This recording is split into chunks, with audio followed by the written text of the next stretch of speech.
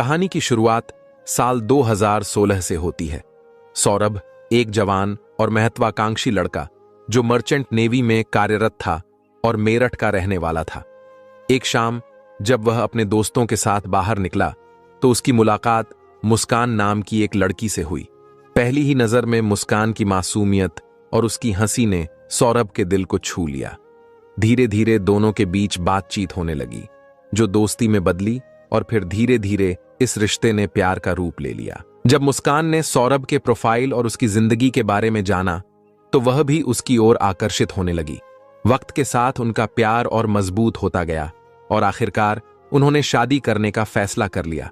लेकिन जब सौरभ ने अपने घर वालों से इस बारे में बात की तो उन्होंने साफ मना कर दिया। यह शादी नहीं हो सकती, यही शब्द थे उसके माता पिता के। मगर प्यार किसी की इजाजत का मोहताज नहीं होता। सौरभ और मुस्कान ने घर वालों की मर्जी के खिलाफ जाकर शादी कर ली।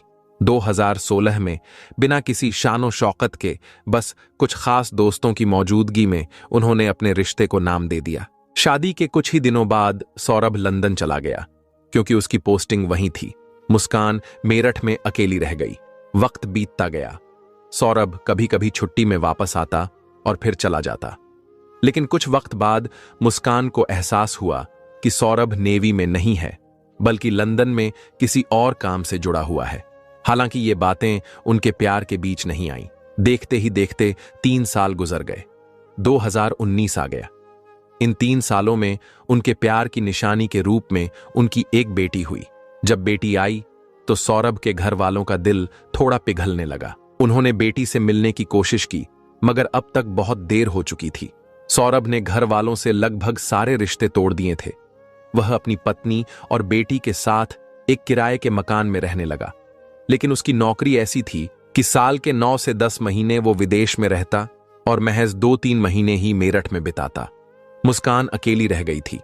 वो अपनी बेटी के साथ किराए के घर में रहती, उसका ख्याल रखती और प्ले स्कूल तक छोड़ने और लाने का काम खुद ही करती।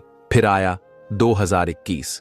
इस दौरान दुनिया में कोरोना फैल चुका था। लॉकडाउन के चलते सौरभ कुछ समय के लिए वापस मेरठ आ गया, लेकिन हालात सामान्य होते ही फिर से विदेश चला गया। इधर मुस्कान की जिंदगी में एक नया मोड़ आया। हर दिन की तरह एक रोज जब वह अपनी बेटी को प्ले स्कूल छोड़ने जा रही थी, तब उसकी मुलाकात साहिल शुक्ला से हुई। वे दोनों बचपन में एक साथ पढ़े थे। साहिल ने मुस्कान को देखकर उससे बात की। धीरे धीरे मुस्कान साहिल से कॉल में भी बात करना शुरू की। अकेलेपन में मुस्कान को एक हमदर्द मिल गया था। धीरे धीरे साहिल से उसकी दोस्ती गहरी होती गई और दोस्ती